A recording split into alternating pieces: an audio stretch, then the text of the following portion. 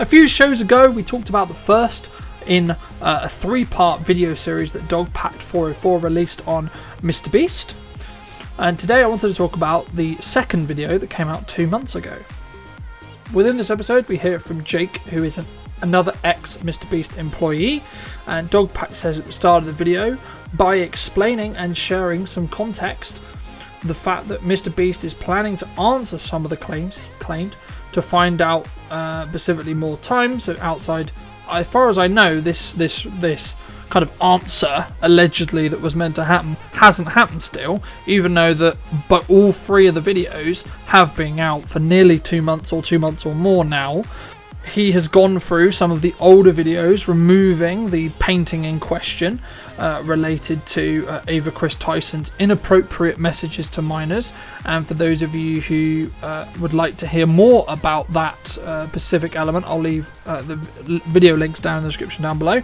But today, specifically, I wanted to focus on the second video that Dogpack posted specifically. So he did claim that, so I'll just tell you, James, the third part will also be, because this came from a conversation around the fact that Dogpacked was being asked or being pressured, or his people were being pressured by James, I believe it was the manager of MrBeast's team, to kind of what does Dogpack know, right? What is Dogpack going to come out with? But the third episode that we'll be covering in a couple of weeks' time will showcase and highlight the alleged serious allegations around sexual misconduct in the company, and MrBeast's direct involvement, or the company's direct involvement allegedly, in covering up those crimes. We also heard briefly within this video as well about a small update related to the 100 Boys, 100 Girls video, the first one anyway, where one of the production staff was, quote, made the girls feel uncomfortable, claims that this was the same one who gave the girls a drone that Dogpack talked about in the first video. Some claims that were made that was getting high on paint fumes and making them sleep on rough terrace and then trying to, quote, fuck them, end quote. So that was specifically about one of the production staff on 100 Girls, 100 Boys, who was allegedly making the girls and the 100 Girls team feel very uncomfortable and not feel great, and kind of making them feel uncomfortable and making maybe unwanted advancements towards them, etc., and allegedly wanted to fuck them specifically.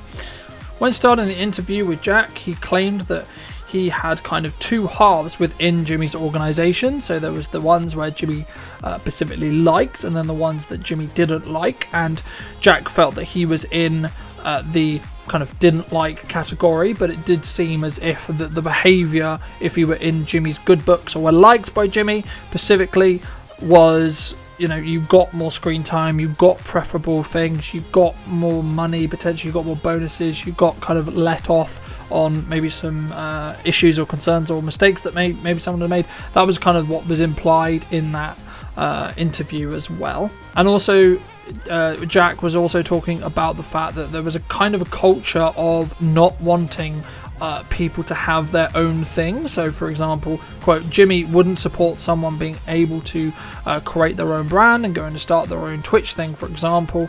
And when Jack had talked to the press previously, he had to choose his words very carefully. And the reason why he didn't really want to come out specifically and talk about it until now is because he didn't want to badmouth Jimmy, being YouTube's, quote, golden boy, so that he could have a career and a job, right? They also talked briefly about as well a video where Jack was involved with, where he he sort of knew by the sound of it in the interview, he sort of knew that it was going to be faked and staged, where they would drop a, quote, meteor on someone's car, and there was 2 guys involved, and the latter guy that wasn't Jack specifically, didn't really know at all, and his reaction was really genuine, but Jack's reaction was not. Jack kind of knew and was in on it, and he then realised, oh shit, I need to tell my mum, because they're going to ring my mum, and I need her to react kind of like, out of there and give that reaction based content. So he quickly texted his mum and said, have no idea, quote, be surprised. And then Jack was claimed in that video Mr. Beast, or Jimmy, was going to give him $10,000 to be a down payment on the car, because obviously his car just got crushed by a meteor, and it was kind of implied that, or kind of the culture was implied that it was kind of a pushy culture to be like, hey, you should buy a car you can't afford, and because it would make a better video, right? And I think for me that kind of adds into what we discussed the last time we discussed DogPat's video, where it was kind of speeding through paperwork, speeding through really pushing people to do it for the sake of the video, when this is their real life. They're really signing real documents, they're signing real NDAs. And when we talked about Mr. Beast games as well, this is a similar thing. It's, let's just get it rushed for the content, for the good of the content, right? And these kind of safeguards, or these thought process, or these moral conversations aren't necessarily had because it's for the good of the content. Jack also claimed that he felt really guilty in the way that it was kind of stood out when talking to others. They should feel that it should be paid more. He talked specifically about one of his co-workers at the time that had a kid, and he felt like he wasn't really paid enough. But the guy who he was referring to said, well, he's really grateful because he came from nothing, and etc. And the unfortunate thing was he then pushed for a meeting and then said, well, you know, and both of them went, the one guy that had a kid and then Jack specifically, and it ended up basically, unfortunately, after that meeting, them getting made redundant or giving a severance package. And I think it was a way of Jimmy kind of getting rid of them specifically, which we'll lean into a little bit more into the rest of the story. But Jack got very emotional and was very upset about the fact that that employee lost his job as well, and he said in the interview that he wouldn't have done it if he knew that Jimmy was going to make them redundant or give them severance specifically in that respect as well. So clearly there's a level of remorse there, and you know, I think for me this kind of shows that potentially, again, all of this is just his word against theirs specifically, but I think a lot of it is going to be around, you know, what's the further context around it, sure, but also this does show a little bit of Jimmy's character, and this is, I think, one of the caveats, one of the problems, one of the concerns related to him just be solely focused on becoming the best YouTuber in the world, right? This is one of the things to be aware of. If you are consuming someone, or you are with someone, or you are around someone who has a specific goal and have a specific thing, they can be very ruthless with their decision making, and this can mean some people get the really rough end of the stick, right? And I think that's what we're seeing here, and that's what we saw here. There was also some talk around the fact that one of the reasons why Jimmy specifically likes to give to charity is because then he can't be called out, and it's notoriously known in the you know, the kind of famous world where you can have this charity shield, right? It claims, sometimes there's psychology around it, around they've either had something really bad happen to them, or they've done quote unquote bad things, or they have kind of a conscience in that respect, so they give to charity to see if they can balance that, and it's their conscience trying to balance it. But also it's kind of a public shield, right? Because, oh no, you can't say bad about Mr. Beast because he gives to charity, he gives a homeless person. But Jack did point out, and I would agree, that, you know, if you're going to give to a homeless person, it should be because you want to give to them, and you're not necessarily doing it for content. Obviously, Jimmy is doing it for the title, he's doing it for the clout, he's doing it for the content. So, especially when he did the $10,000 giving it to a homeless man video, that was where he started his career, and that was clearly to get views. And Jack made the point of saying, well, you're giving 10 grand, but the video will make a lot more than 10. So actually you're in profit, and actually arguably you're losing, or using, excuse me, that vulnerable person to increase your profile, increase your brand, make more money off that video, etc. So I think that's something to be aware of, and I think that again adds to more of Jimmy's character. But again, it could be, and it could be perceived as this is what it takes to be the quote biggest YouTuber on the planet. Then Jack shares about the second attempt of the social confines type video. However, Jack claimed that the first one was tried on him and it went horribly wrong. he claimed that he got a call after he had already left the company and he was pitched a video to come back because he left on, quote, good terms, end quote. The video was pitched to him that he'll end up with 300k because he'll win 10,000 a day and you'll be perfect for it because you never shut up. The first claim was very worrying because it smelt like fresh paint because they just painted the set. Things look cool and funny on paper, but there's the challenges, claiming, for example, also that the ice cream machine was A, buzzing the whole time, or B, when it was turned off, made very bad smells, etc. So there was no easy fix. There was also, they didn't turn off the lights at all. And when Jack requested, can we have a, quote, nighttime mode, producers or production staff told him no, it would fuck up time-lapse shots. As we talked about in last week's show, this is going to be a real problem with you, and it will also fuck up your circadian rhythm. It will also, really screw up, it means you won't be able to sleep. You'll not have a consistent sleep pattern. You're obviously not going to be getting any sun, so you're not going to be getting vitamin D. All of these things are really, really bad. But also, turns out that he has actually had longer term, specifically sleeping problems and psychological problems because of this. But also, number two, having white light and being in a white box like that, after some research, turned out it's kind of against the Geneva Convention and is allegedly a war crime. So yeah, that's not great. Jack also claimed that he was asked by a note through a director of production or another member of production staff, quote, can you say how thankful you are to be able to pay off your student loan? He claimed that Jimmy had the money and he had clearly power over him, therefore implying, I think, that Jimmy kind of gets off on the power. And, I think this again just shows more and more of Jimmy's character, and I think it's a really concerning thing because that is faking it, right? There's one thing if someone goes out of their way and does it anyway and is really thankful for being given this money to be able to pay off the student loans, etc., etc. And of course, as we look at the economy, as we look at what's going on, more and more people are going to be in debt. More and more people are going to be under the debt shoe.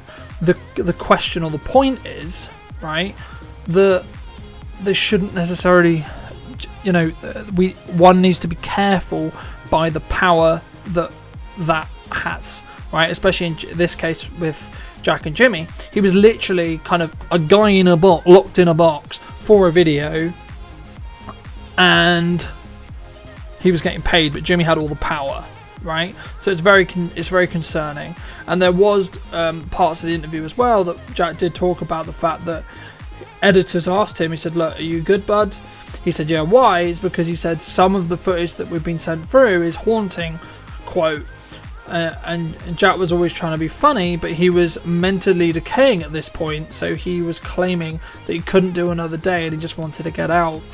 He did share some more information regarding the challenges for the video, one of which, I'll leave most of the details for Dogpack's video, but one of which was running a marathon after not being able to sleep, and then it alleged that Jack then ended up getting huge blisters that were really, really painful and took days and days and days to heal after this alleged challenge as well, or this videos took place. When Jack finally got to the point where he was, quote, done, end quote, they turned off the lights, let him sleep, and got him to checked in, invited his friends over, etc., to make sure he was good before they wrapped filming. This was mostly, allegedly, according to Jack, so that Mr. Beast wouldn't get sued, or allegedly Jack wouldn't sue Mr. Beast specifically. Jack did claim that he did win 100,000 for the winning of the challenges and being part of the video that never got posted. After Dogpack's video, Dogpack did share some texts that he received after the challenge was done from Jack. So I think it was between his friends, like Jack's friends, and some of the Mr. Beast crew and some of the friends that Jack had within the Mr. Beast team.